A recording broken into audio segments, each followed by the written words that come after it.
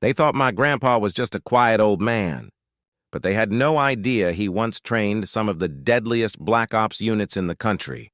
And when the fake HOA cops tried to push him around, they picked the wrong target.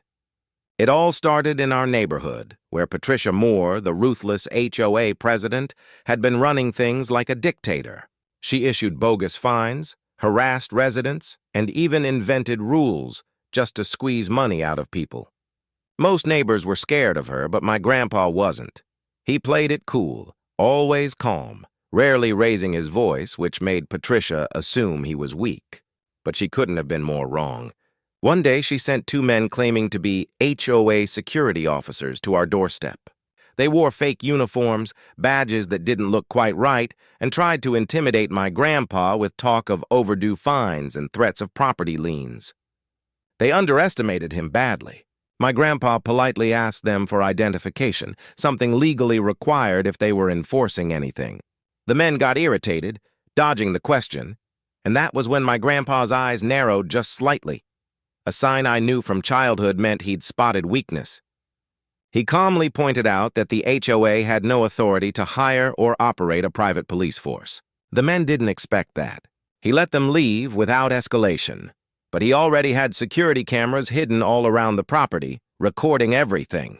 Later that night, those same fake officers came back, thinking they could scare him by tampering with his mailbox and scratching up his fence. What they didn't know was that my grandpa had years of counter-surveillance training, and every move they made was captured in crystal-clear footage. Instead of confronting them right away, he waited. He knew timing was everything. Over the next week, Patricia turned up the heat. Letters filled with threats, new bogus fines, and warnings about compliance checks. The neighbors whispered nervously, unsure of what to do, but my grandpa never flinched. Behind the scenes, he was gathering evidence, compiling dates, times, and detailed notes just like he had done back in his military days. Then came the night when the fake cops made their biggest mistake. They returned again, this time trying to break into the side of the garage under the cover of darkness. That's when my grandpa made his move. He stepped out silently, flashlight in one hand, and within seconds had both men pinned with techniques so fast and precise it looked unreal. They were bigger, younger, and thought they had the advantage, but they didn't stand a chance. My grandpa didn't hurt them more than necessary. He just immobilized them until the real county sheriff deputies arrived.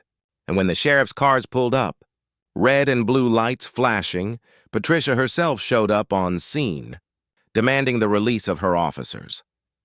That was the moment she slipped. She had just exposed herself in front of law enforcement, tying her directly to the fake cops. My grandpa stood there calm as ever, while Patricia's face turned pale as the deputies started asking questions. But this was just the beginning. The storm she unleashed was about to blow up bigger than she ever imagined. The moment Patricia realized she had been caught linking herself to the fake cops, everything began to crumble around her, but my grandpa wasn't finished. He knew that if you want to take down someone who abuses power, you don't just swat at them, you dismantle their entire operation piece by piece. As the sheriff's deputies arrested the two imposters and put them in the back of the cruiser, my grandpa calmly handed over a neatly organized binder filled with video evidence, time-stamped photos, and a written log of every illegal action taken by those men, plus copies of the letters Patricia had sent. The deputies were stunned by the level of detail. It looked less like a homeowner's complaint and more like an intelligence dossier prepared by a professional. Patricia tried to argue, claiming the men were part of a neighborhood safety initiative. But the sheriff shut her down immediately, reminding her that impersonating law enforcement was a felony. You could see the panic in her eyes. She wasn't in control anymore. Word spread through the neighborhood fast. By the next morning, everyone knew Patricia had been exposed for running her HOA like a private dictatorship, hiring thugs to intimidate residents, and breaking multiple laws in the process. Neighbors who had once stayed quiet out of fear began stepping forward, sharing their own experiences of harassment and bogus fines.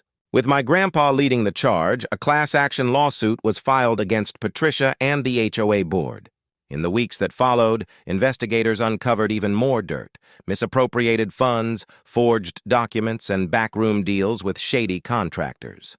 Every layer they peeled back revealed more corruption, and Patricia was at the center of it all. The fake cops flipped quickly once charges were filed, admitting they had been paid under the table to threaten residents and damage property. That sealed Patricia's fate. She was arrested and charged with multiple counts of fraud, conspiracy, harassment, and solicitation of a crime. The HOA dissolved under the weight of lawsuits and bankruptcy, and the community voted to rebuild under new leadership, this time without fear or intimidation. My grandpa, who had been dismissed as a quiet old man, was now regarded as the neighborhood's hero, though he never asked for recognition. He kept reminding everyone that he hadn't done it for glory. He had done it because silence only works until justice demands a voice. The county awarded him compensation for damages, and neighbors pooled together to show their gratitude. But he remained humble, tending to his garden like nothing extraordinary had happened. The real lesson wasn't just that Patricia lost everything.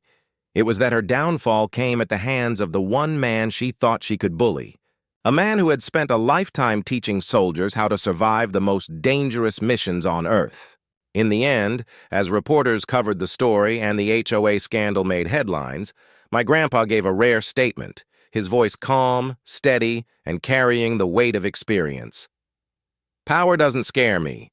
Abuse of power does. And when that happens, silence is no longer an option." The world saw him as a hero, but to me, he was just Grandpa, the man who proved that true strength isn't about being loud or aggressive. It's about knowing when to stand up and making sure the fight you choose is the one that ends the war.